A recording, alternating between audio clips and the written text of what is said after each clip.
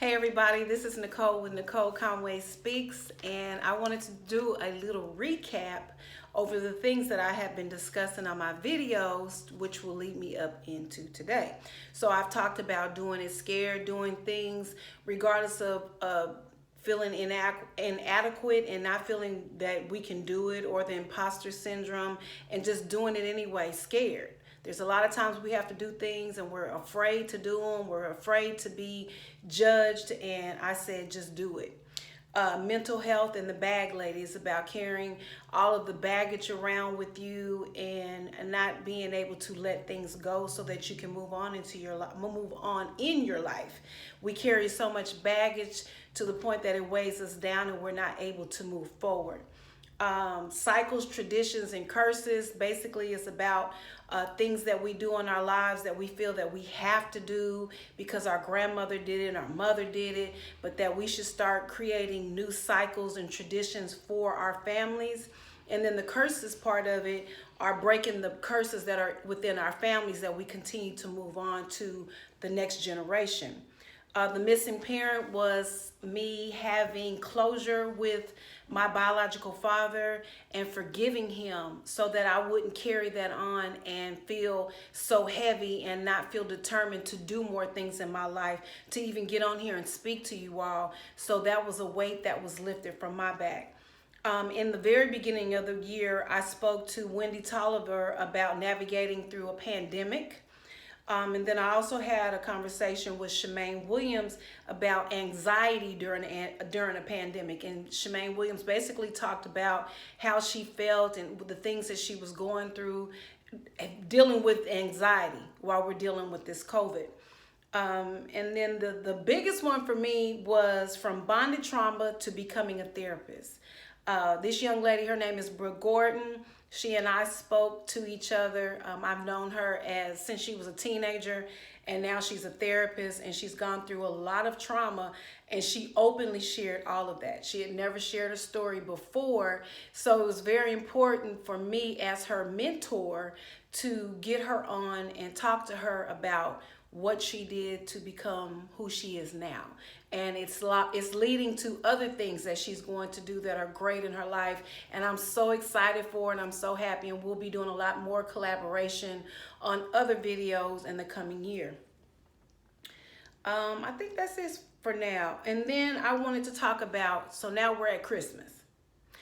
Christmas can be a very exciting time. It can be a time where, you get to spend time with your family.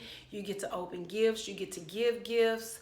And you get to share special moments with your family. But because we're dealing with a pandemic, all of us can't travel. I lived in Texas and I now live in New York. And because of the pandemic, I can't travel back to be with my grandchildren and my children. So it's just me and my husband, and we're doing the best we can. However, when you deal with mental illness, sometimes you can have triggers. And my example for that was today. My husband and I go to acupuncture and cupping at a Chinese doctor here.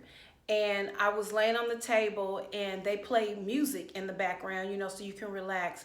But the music was Christmas music, and it was the instrumental version. So there were a couple songs on there that sounded exactly like the Christmas music that was played at my mother's church. We grew up Catholic. And right before midnight mass, which would be tonight, they would play music before the service would start, and we would all sit in there. Well, I just lost my mother in April. So it was very hard for me laying on the table hearing that music, and it became a trigger for me. And I didn't realize it. I just started crying profusely. I couldn't stop crying. And I couldn't figure out what it was at first. And then I realized it's the music.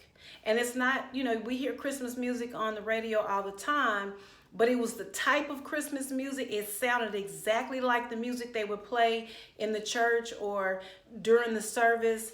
And since we don't have her anymore, I just began to weep.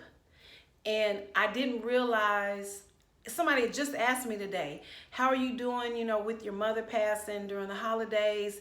And I told them, I said, so far I'm doing okay. But today was the breaking point when I heard the music. So it's very important for you to figure out what your traumas are. I mean, what your triggers are, excuse me. Um, and because I lost my mom, that was my trigger today. However, in the past with mental illness and depression, my triggers were during the holiday months. It would begin with my birthday in October, then November for Thanksgiving, December Christmas, and then January for New Year's.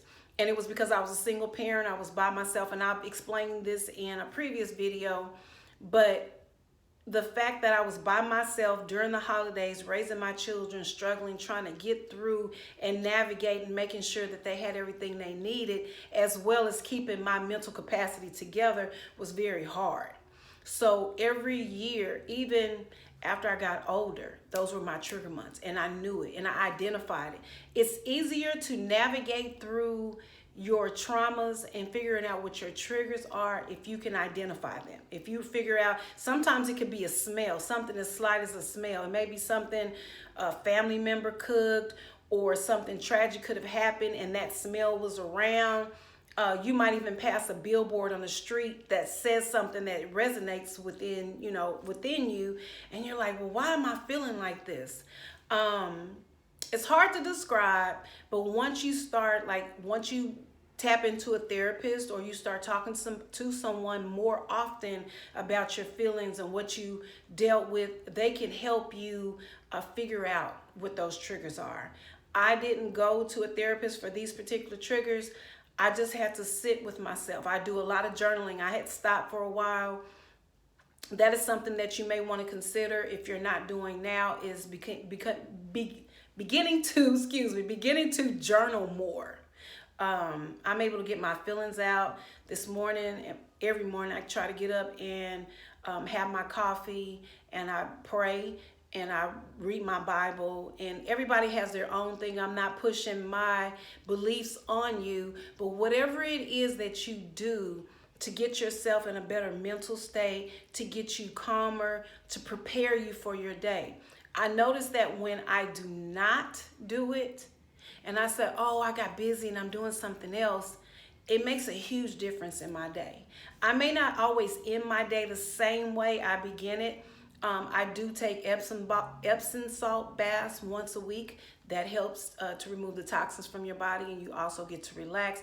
You just have to find different ways and different things that work for you personally to help you get in a better space.